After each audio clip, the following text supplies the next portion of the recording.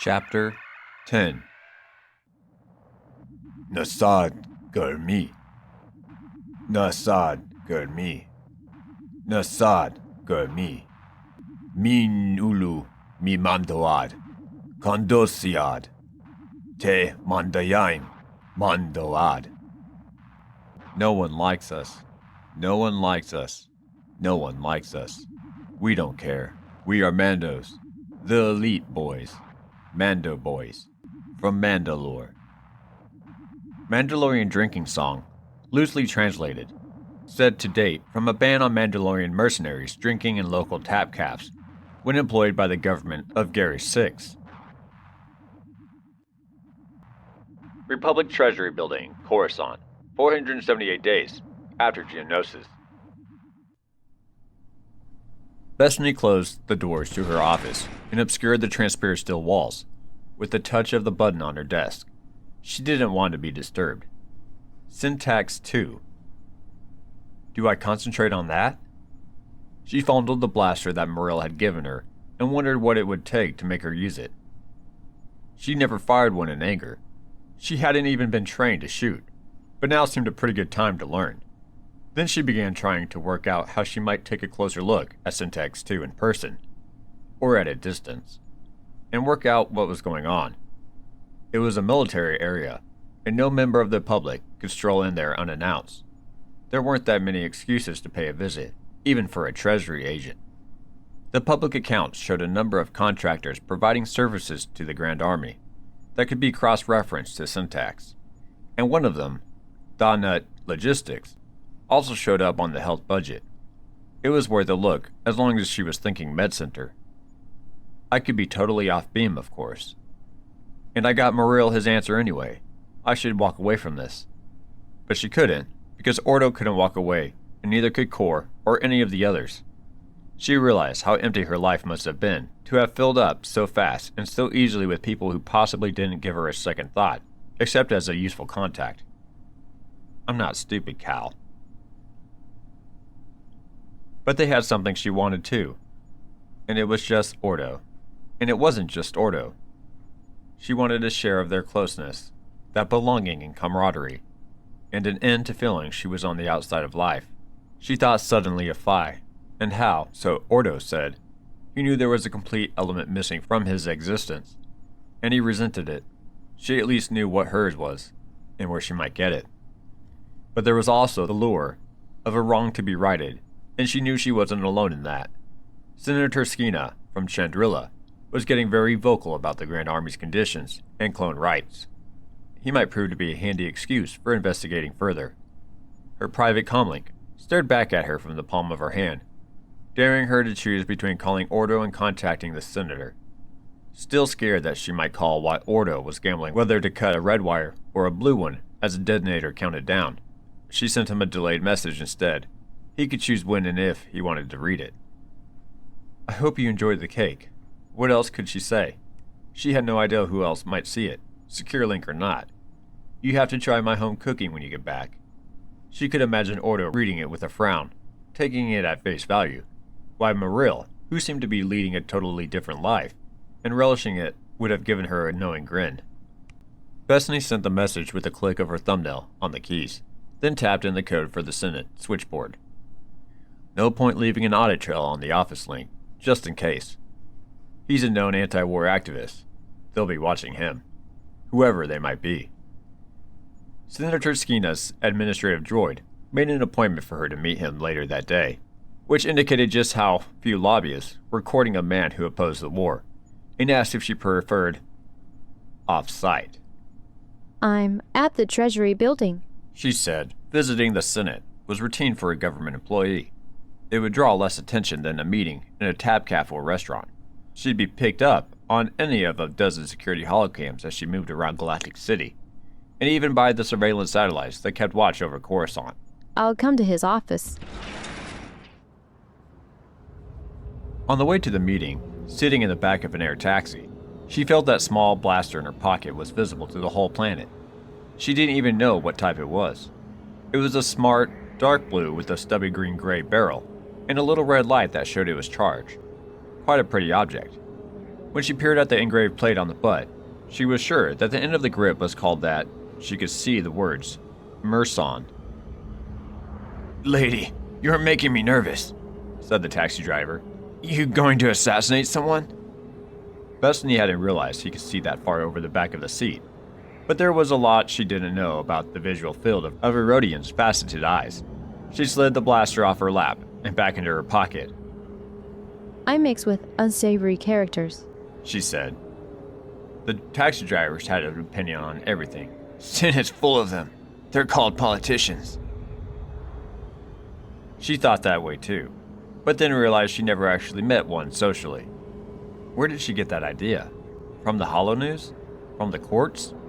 The power of stereotypes was astonishing. She wondered how she could ever gain any headway in making Coruscanti see the anonymous troopers fighting the war for them as living, breathing men.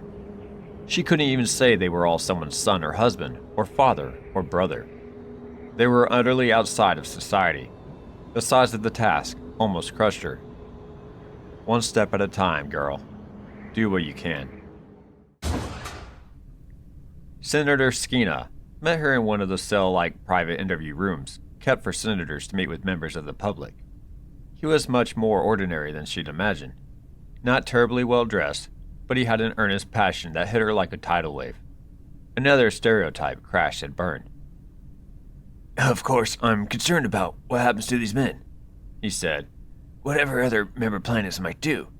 Coruscant hasn't tolerated slavery in millennia. It's intolerable that we adopt it simply because it's expedient. But I'm a lone voice. Bethany took it carefully. I'm having some difficulty identifying medical provision for the Grand Army, Senator. I can identify expenditure on what I think are medicine or facilities, but it's not. Let's say the audit trail isn't transparent. That careful comment meant a great deal in political code, if the listener wanted to interpret it. Skeena seemed to. Yes, I've asked repeatedly about casualties. The medical field units are woefully inadequate, and I can't find out what happens to those killed in action. To the best of my knowledge, the bodies aren't recovered. There's no hero's return for these poor men. So if you see large sums allocated to clone welfare, I can assure you there's no sign of it being used to that end. Bethany had a sensation of dread, like cold water spilling in her lap. It was something she could have found out easily enough from Ordo. He'd know what they did with bodies, but it was one of the long list of things she never thought to ask. The inference was that troopers were simply discarded like waste, and that stoked her anger. She hovered on the edge of asking Skeena if he knew anything about facilities on Syntax 2, and decided that it was too dangerous to have that kind of discussion with a man she didn't know. I audit some of the Grand Army accounts, she said. That much was true, and hardly a secret if news of her meeting got back to her bosses. She slipped a plastoid contact card from her pocket and pressed it into his hand.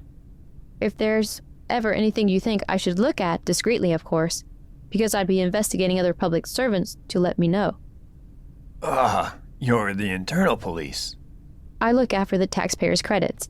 And here I was thinking you might be concerned about the welfare of our army.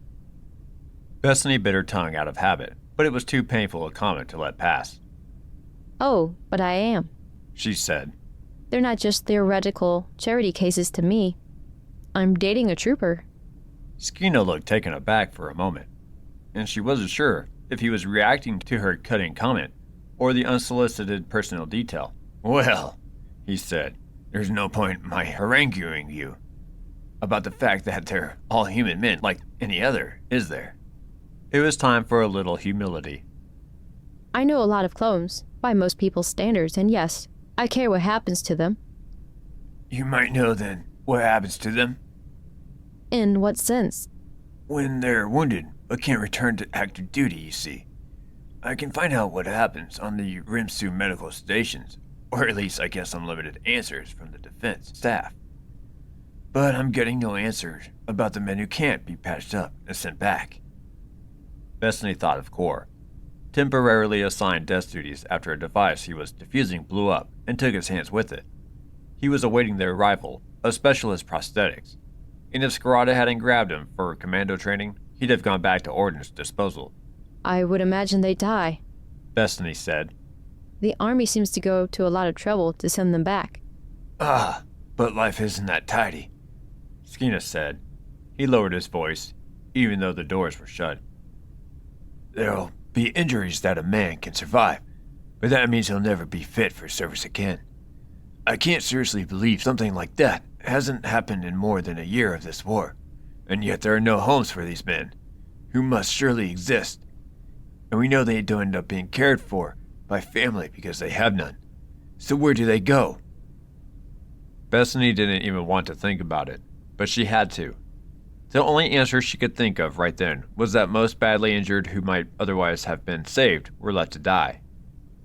But some mobile surgical units had Jedi advisors. No Jedi would let such a thing happen. Would they? She had to talk to Jessic. He'd tell her. I'm going to see if I can find out. Bethany said. And I'm going to carry on pressing for proper long-term care facilities. Skeena looked troubled.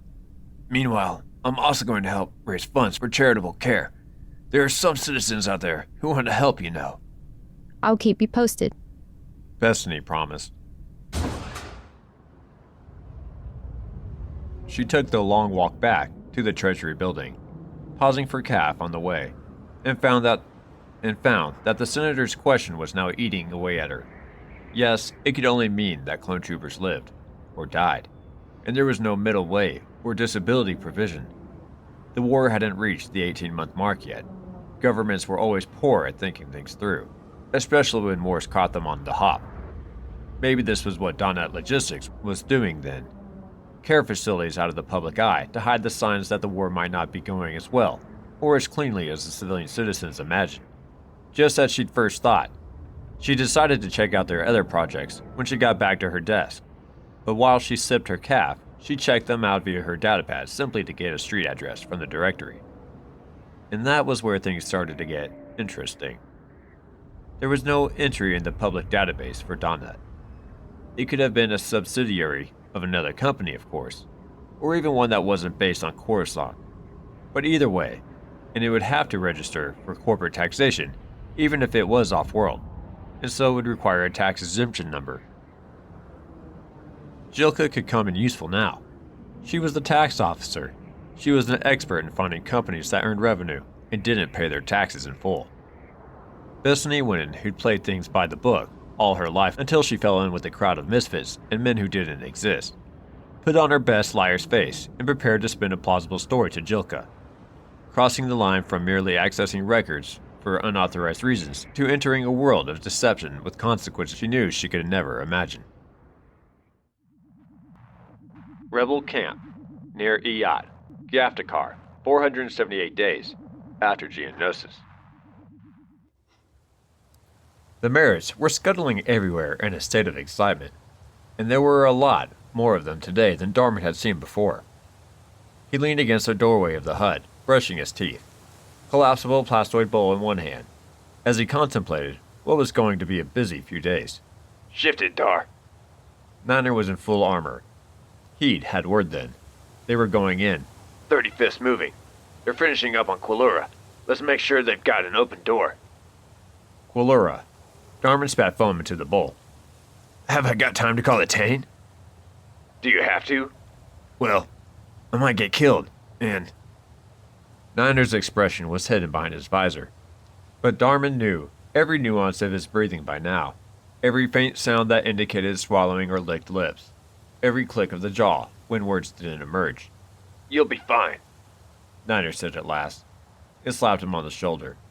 He was playing the reassuring Rousselor, the sergeant. The word was derived from runs, a rock, and it summed up his solidly pivotal role pretty well. But call her anyway. Say hi from me. Niner walked away toward the Merits. He never talked much about what he wanted from life.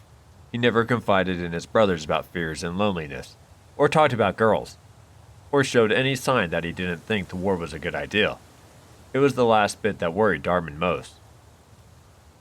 Niner probably kept his yearnings to himself, for the sake of maintaining morale. Did he think they didn't know that? But everyone griped about the war, and every aspect of it, out of habit and custom. It was the only leeway clone troopers had to express opinions that the command was clueless, that the food was garbage, that the kit was OSIC, and that it was all a waste of time. But it was better than being a civilian, and it was a veneer, a kind of bonding ritual to show how much you didn't care. When in reality, you were scared witless, always hungry, and usually disoriented. Being the best army in the galaxy didn't stop any of those feelings.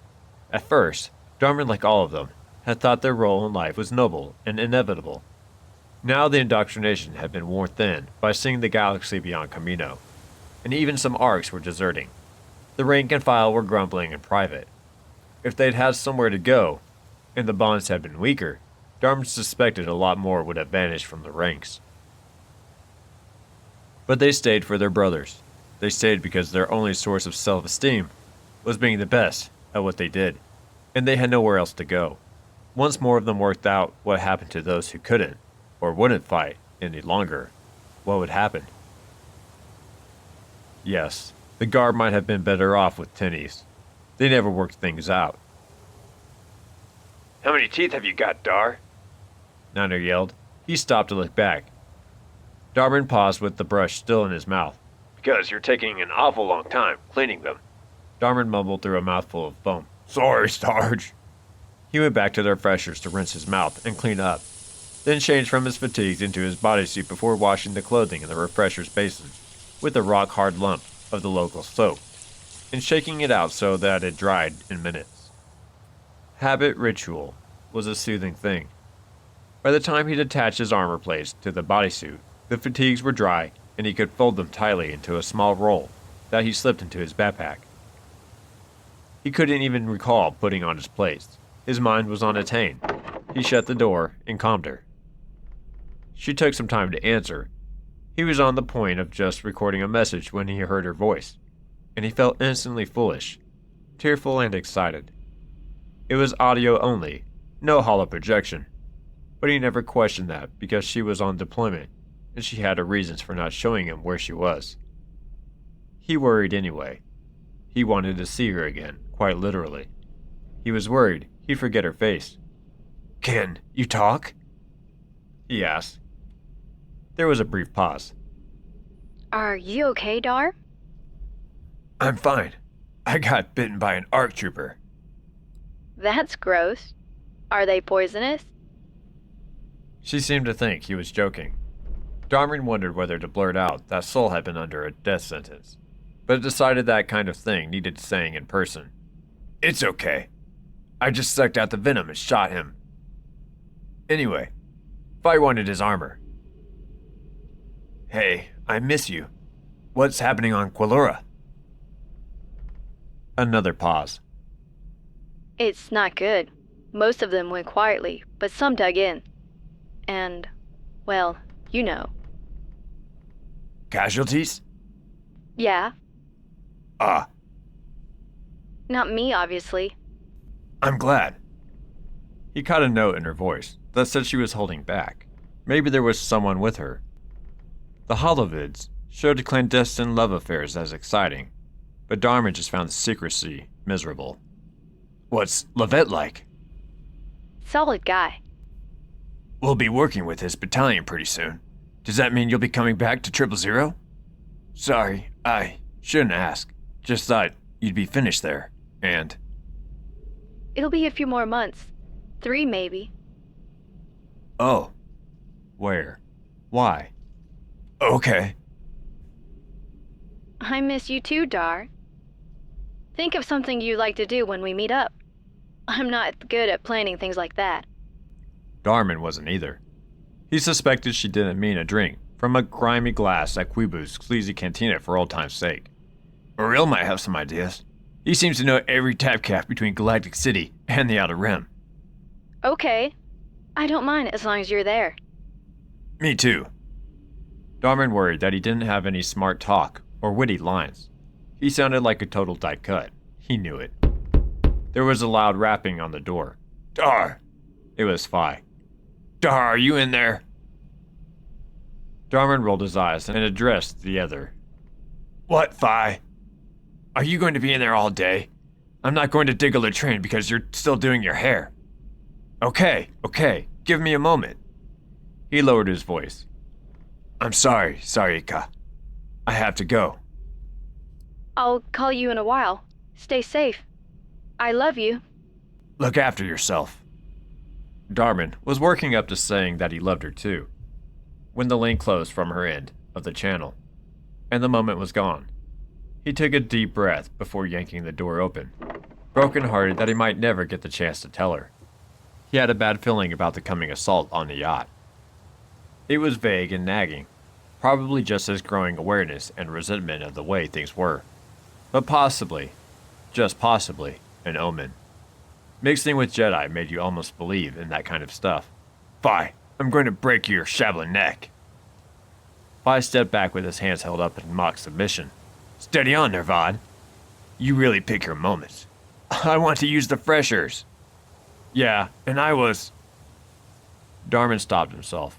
There was no point ranting at Fi for interrupting a call to detain. It would be particularly tactless.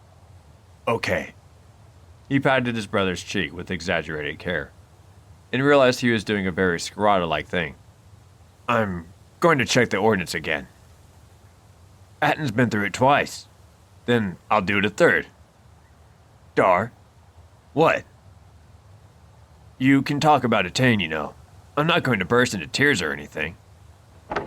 Fi closed the door behind him, and Darman heard the sound of running water. Fi wasn't stupid, and he'd probably heard every word anyway. But Darman still felt guilty at having a part of his limited life that put any kind of barrier between them. Outside the hut, Niner and Atton were laying out equipment, checking it, and taking no notice of Atton's spirited argument with one of the Merits. It was another dominant one with a red frill at its throat. But it wasn't Seb's. The lizards were gathering. Where there had been fewer than 100 in the camp, there were now a few thousand in the area, coming to the rendezvous points from villages scattered throughout the countryside. Darman stared at the pile of ordnance. There were enough thermal detonators to remove a large chunk of the planet. Overkill, he said. Atton looked up. Whatever happened to P for Plenty? You've seen the yacht. They've got a AAA and traffic cops, not acclamators. So we hammer them with the 35th, and then the lizards overrun them. Don't you think that's a waste of resources? Dar, it's still a capital city, Niner said. And we're not just fighting the Gaptakari. We're denying the place to the Seps. And we're not footing the bill for it either, Atton said. Darman pondered what possible use this planet would be to anyone except the mining companies. Did they even use Calarium and Norax to build droids? Maybe it was the Republic doing a favor for Shinyo mining, in exchange for services rendered elsewhere. The galaxy seemed to work that way.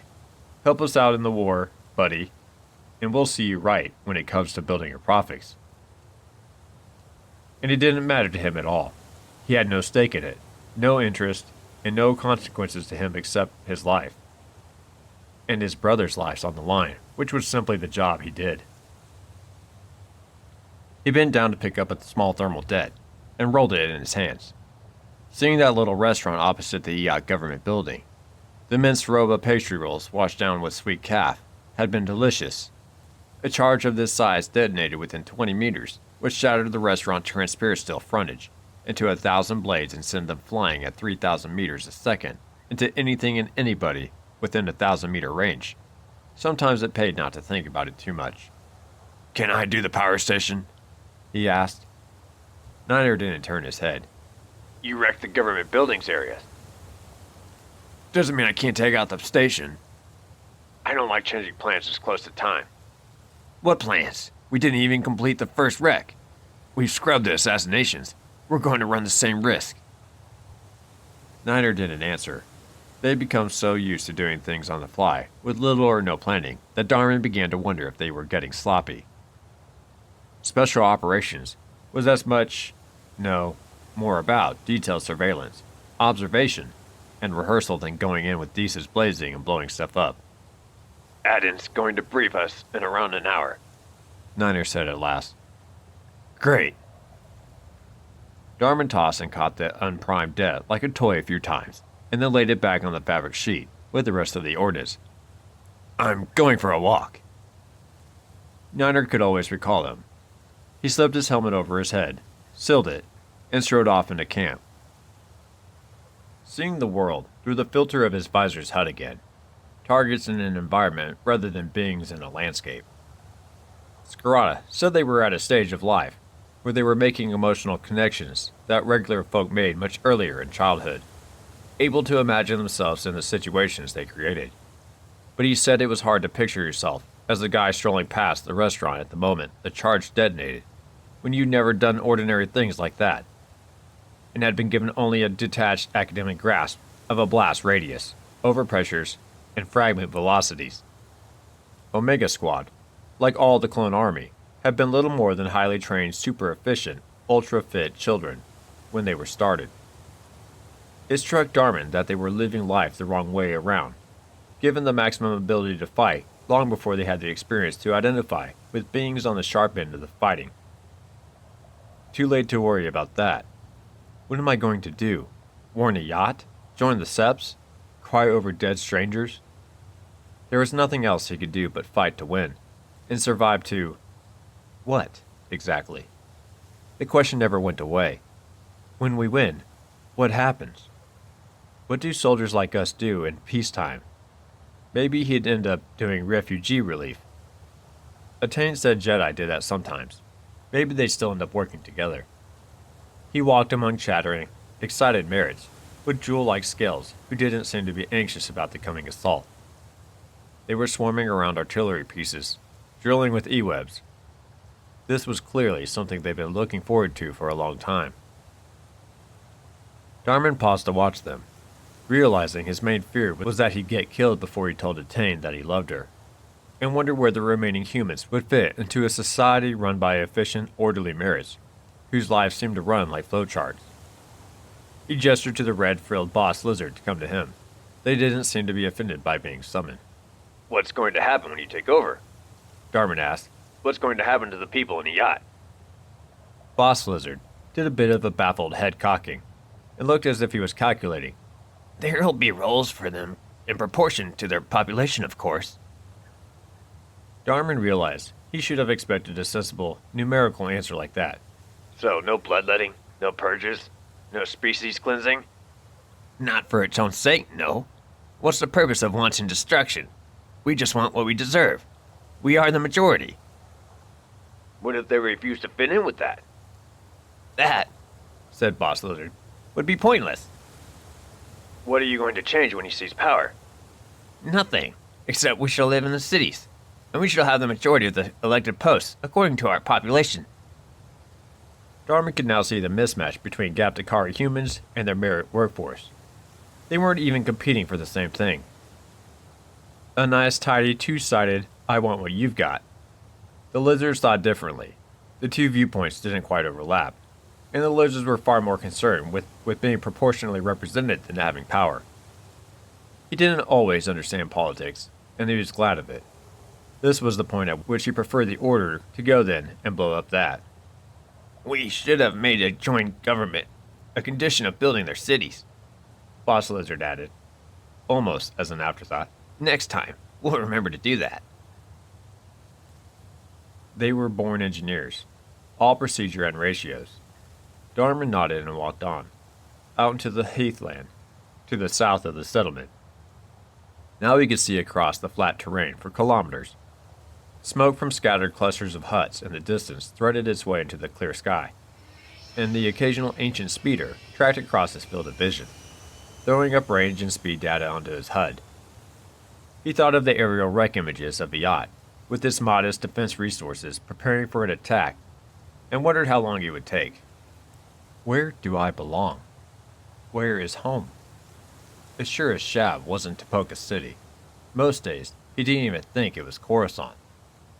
Darman stood watching the late afternoon sun slanting across the heath, wondering what it was like to have a job where you could stop work at the end of the afternoon and do anything you liked, when the audio link came to life in his helmet. Niner Dadar, RTB, SEPs incoming. He activated his HUD displays, expecting to have data pass through to him. The image that filled his field of view was a chart of the Gaptakar system, way out near the Tyndall Arm, so close to Quilura, close enough that it would have taken only a few hours to reach Attain. And the peppering of red points of light showed Separatist vessels on course for Gaptakar. There were a few blue lights, too. They were generated by the transponders of Republic vessels. The 3rd and 4th Battalions of the 35th Infantry embarked in Leveler, another 2 companies from the same regiment not far out of Quiluran space, and a fleet auxiliary converging on the same point at 180 degrees at sublight speeds. ETA? Darman said. Life slipped immediately into acronyms and jargon, the language of the military comlink. At those speeds, a day. What's keeping them? Officer commanding. Some non-clone captain called Palian. Says it's brinkmanship. Back in 10.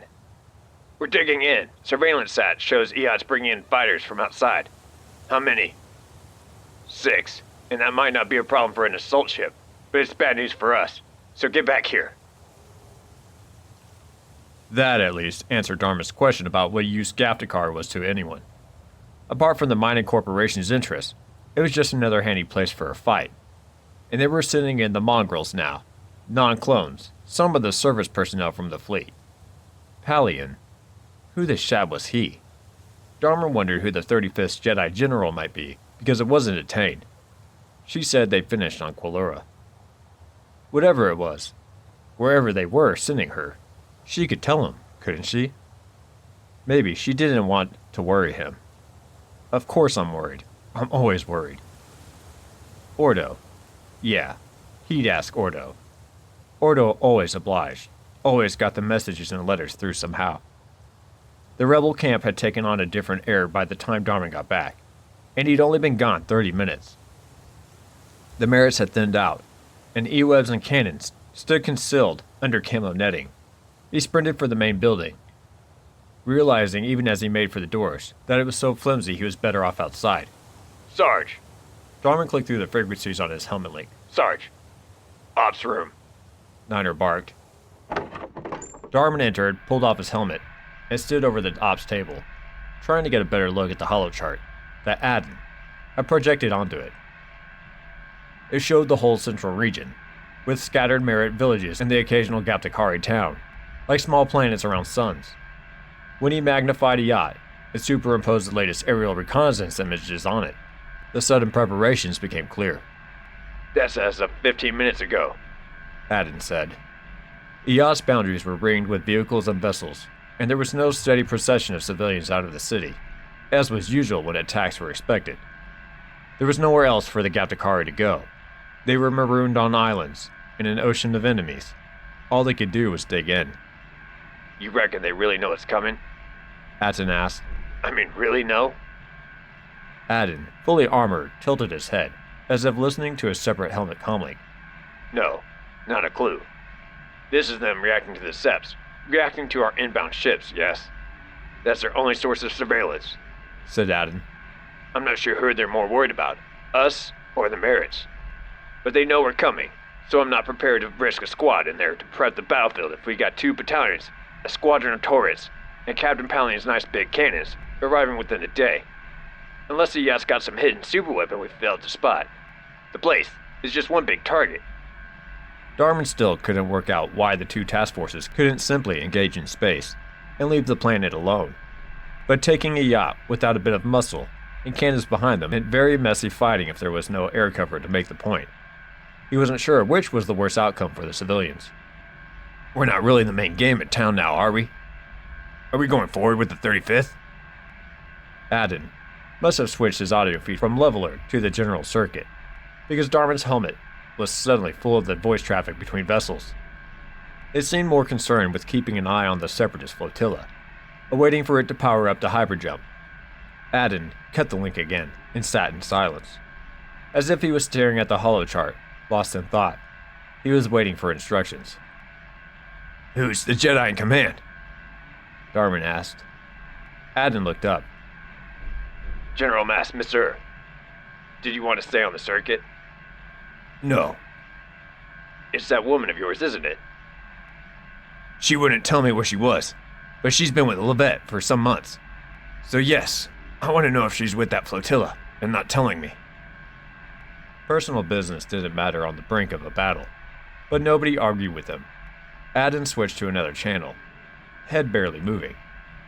Darman heard the slight pop as he switched, and he guessed the null was on a secure link to someone, either finding out or asking why he'd been saddled with the commando who couldn't save his private life for off-duty hours.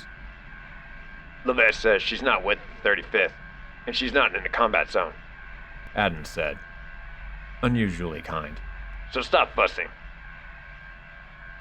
Darman could have called her. He had a secure link. It wasn't as if he was going to give away a position to the enemy. He dithered, trying to decide whether to slip into the refreshers and calm her discreetly, just to be sure she wasn't somewhere even worse. He just wanted to tell her. Niner, as ever, seemed to read his mind. He shoved Darman with his shoulder plate. Go on. He said quietly. Be quick about it, though.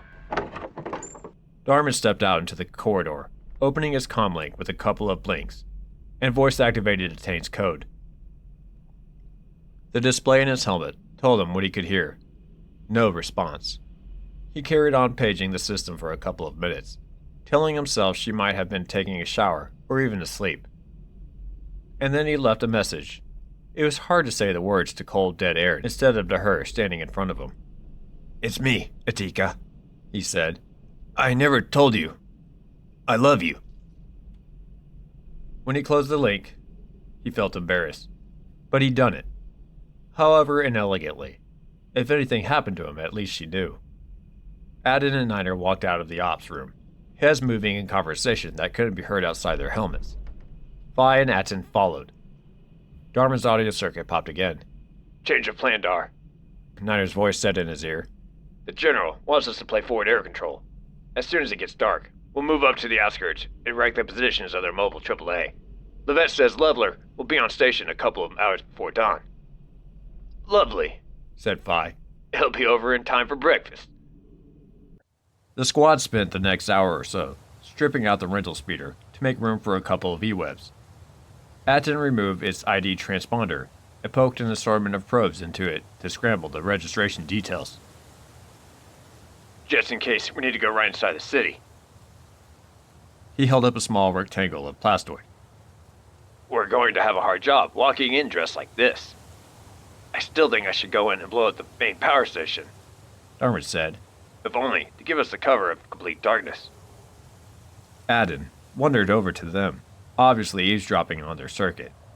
I'll be going in to place a few EMP charges in sensitive spots around their communication centers, because we don't want them chatting to the SEVs once this kicks off.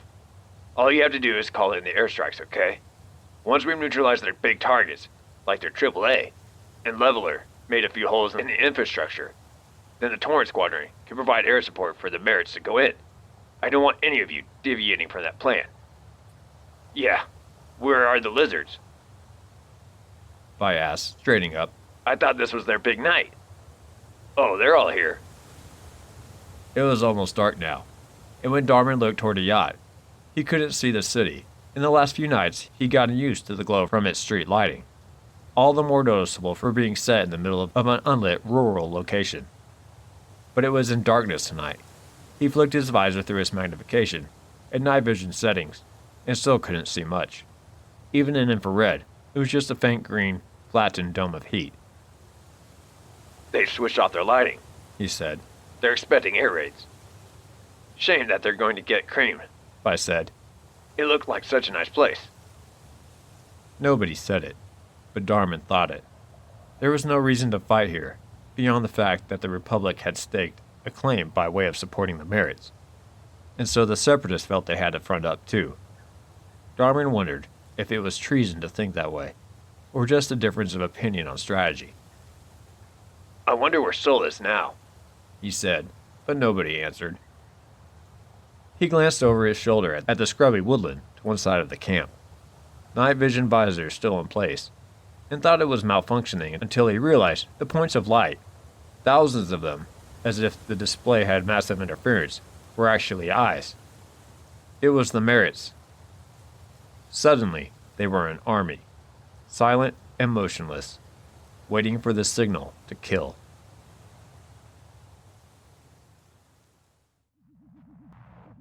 "7 kilometers south of Tropics Island, 478 days after geonosis.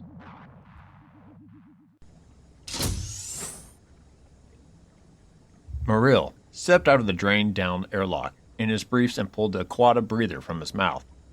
Then he shook himself like Murd, showering water across the cargo bay, and slapped a cold, wet skull into Val's hands. "If we're going to run DNA tests," he said, "this seems to have teeth in it." Scarada handed him a towel and wrote himself down. "Not a shred of meat or clothing on the thing. Whoever it was, I'm guessing that they were stripped of any identification and tied to an anchor so that the body wouldn't float to the surface, and so the local wildlife could remove soft tissue and everything else that identified him. It's a him, by the way. Had a look at the pelvis." "Killed first?" Val turned the skull over in his hands while Murd watched. It might have mattered. A disposal was a different crime and motivation than weighing someone down to drown. Not all humanoids drown fast either. "Or punishment." Scarada shrugged. "I don't think he died of old age, so it's probably irrelevant." Muriel looked anxious for a moment, as if he'd let Scarada down simply by being unable to give him an answer. "I can't tell, Calbur. No obvious fractures or marks on the bones." "It's okay, son. Get dressed, 'cause we need to carry on looking." Muriel padded off, hitting the hill of his hand against his ear to shake out the last of the water. They needed proper diving suits if they were going to work outside the hull for any lengthy period. Val put it on his list of things to acquire. "I'm going to guess," he said, "and you know I don't do that very often, but I bet we'll find this is the last person to see Kosei." "What makes you say that?" "The Twi'lek. He delivered the equipment to whoever was piloting the barge, and if that had been a Kaminoan, he'd have noticed. Someone had to hand the stuff over, which meant seeing her, or the location. Not someone a crafty piece of work like Kosei would have wanted around to blow her cover." Scarada swabbed down the water on the deck. "When we go ashore again, I'll see if any staff went missing. I can't see Kosei having a human sidekick." "Well, maybe she didn't. Not for long, anyway." Val listened carefully and caught a faint beeping.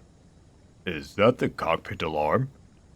Scarada paused and straightened up, frowning. His hearing had taken a pounding from standing too close to artillery over the years, even though he managed to hide the fact. "Unless you know it isn't, why are you standing around asking the question?" They made for the cockpit, but Muriel was already leaning across the pilot's seat, talking to a familiar voice on the other end of the open comm. Val caught the word Delta just as he squeezed into the compartment. "It's General Jessic," Muriel said. "Delta are on their way here. Want to talk to him, Calbur?" "Oh, sick." Scarada raked his fingers through his hair. "What happened, Bardica?" "They caught up with the Twi'lek pilot. Not much I could do, but at least I stopped him from giving them too much detail." "What did you do? Shoot him before he could talk?" Bit of the old Jedi magic. He got as far as saying he told some Mandalorians about Daruma. So I suggested they'd been wearing green armor. If he said gold and black, well, Delta know your armor, Cal. Scarada closed his eyes. "Thanks." And I made sure he didn't get as far as giving them coordinates for the drop. But they do know it's Daruma. And they've had to divert to pick up some scuba armor. I estimate you've got 10 to 12 hours, but I'm going to be there in 6. Val cut in. "To do what exactly? Not that we don't appreciate your assistance, but..." You haven't found Kosei yet, have you? "We're close," Scarada said. Well, if you haven't found her in 6 hours, I'll help you. Val nudged Scarada in the ribs. "And if we hadn't found her by the time Delta get here, you keep them busy. How are they planning to insert anyway?" Land during the night, and just pose as sport divers if they have to." "Thanks, Bardica." They couldn't have expected Delta to be far behind. The problem with hunting for someone was that the hunt itself tended to bring debris to the surface, and even if Delta didn't quite have the Null's remarkable access to information, they'd been trained in the same techniques.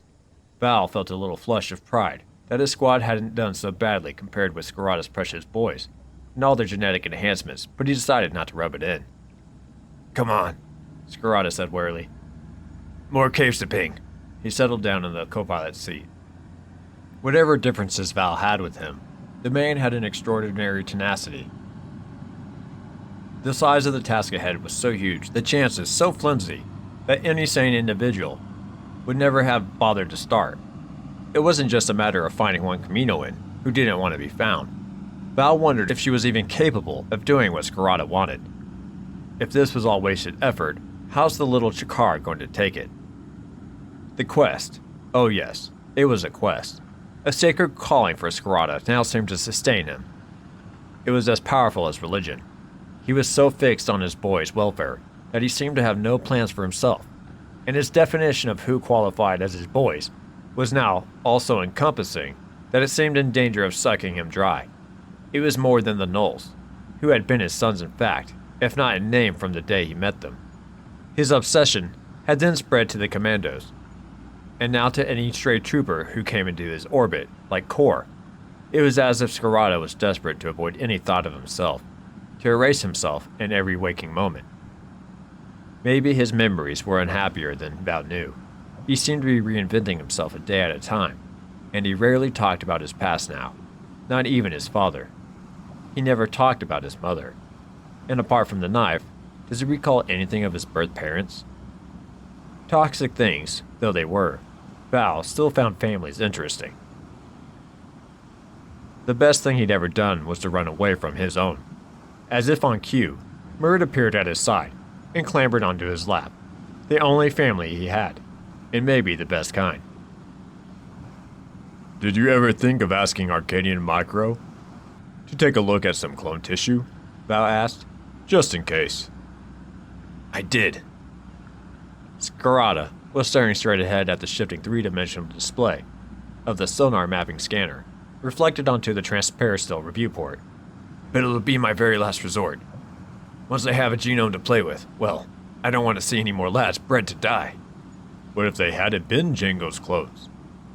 What? Mandoad don't care about bloodlines. What if they had been from a Corellian donor, or Kuwati? Would it still tear you up to see them used? Moril seemed to be making a point of staying out of the conversation. Scarada sucked his teeth thoughtfully. If I'd met them as little kids about to be exterminated, I think I'd have done the same. He looked distracted by the idea, as if he hadn't ever considered it. Being Django's blood just made it more relevant. But Django or not, they'd still have needed a sense of belonging, wouldn't they? And it would still have been my duty to give it to them. And that would have made them Mandoad. Interesting formations ahead, Muriel said. Val thought he might be trying to change the subject, but maybe not. Going in for a closer look. Val looked at Muriel, in profile, and tried to see Django in him. But it was surprisingly hard. Odd as that might have sounded to an outsider, it was true. The clones usually didn't remind him of Django Fett at all. Part of that was living among them for years, and becoming blind to the superficiality of appearance. But there were many ways in which they didn't even look like their progenitor, Django, born of parents who lived hand to mouth. Undernourished as a youngster, hadn't been much taller than Scarada. But the Kaminoans had managed the clone's nutrition carefully from the day the egg was fertilized, and they turned out tall and muscular, in 100 and more ways. They weren't exact replicas of Fett. Nor was his son Boba, poor kid. It was a terrible age to lose a father, and the boy had nobody else in life. He was worse off than any trooper. If he managed to survive, Val predicted, he turned into the hardest, most bitter, most messed up Shabur this side of Kaldab. Even I had a second father to adopt me. Too late, maybe, but better than never. What's that? Scarada said suddenly. He pointed forward. Lots of debris. They were on the northwest quadrant of the island's shelf. The slope on their starboard side was pocked with dark depressions that could have been caves. Strewn across the smooth seabed was a sharply delineated area of small fragments. They were visible even in the filtered sunlight, but when Moril directed the external lamp ahead of the vessel, they stood out in sharp relief. That's not a rockfall, he said. If it was scree, it'd cover the whole area from the foot of the slope, because it slides, but there's a gap about 10 meters. Rock doesn't jump, does it? Moril brought Ahan up 20 meters and maneuvered to a dead stop, right above the debris. From the exterior holocams, the aerial view projected onto the cockpit monitor reminded Val of a bag of flour dropped on a clean floor. Relatively recent, too, Scarata said, or the silt would have covered it. Looks like someone dropped a load of spoil from an excavation a long time after the island was terraformed. Val actually felt excited. It was an odd hunt, but every bit as exhilarating as a chase. Murd picked up on his excitement and slid off his lap, rumbling in anticipation. It's very tempting, Val said, to work out a direction of travel from the shape of that spoil. The three men looked at one another. Let's go for it, Muriel said, with a big grin. They were above the 50-meter limit now, and as Ahon circled slowly above the island shelf, the sensors picked up the throb of drives and the churning sounds of propulsion units from submersibles and surface vessels exploring the turquoise shallows. The scans showed them as points of light, most of them well within the 10-kilometer safety zone. They wouldn't be disturbed down here. I never completed the diving course, Scarata said suddenly. I just thought you ought to know that. Might not even need to get our feet wet, Calbur. Muriel took Ahon deeper, facing the submerged cliff. Look at the 3D scan. Head on, the sonar showed a complex pattern of holes, although none of them seemed to extend far into the rock. But there was an overhang that was more or less in line with a patch of debris. Muriel skimmed the seabed, stirring silt into the clear water, and came in close to the jutting shelf of wheat-coated rock. And there it was. From this angle, the scan picked up a deep tunnel, mostly hidden from casual inspection by the overhang, but now visible as a rectangular shaft with rounded corners and an aperture about 8 meters by 5. Ahon had a 20-meter beam. Well, Scarata shrugged. We can't just drive in, can we?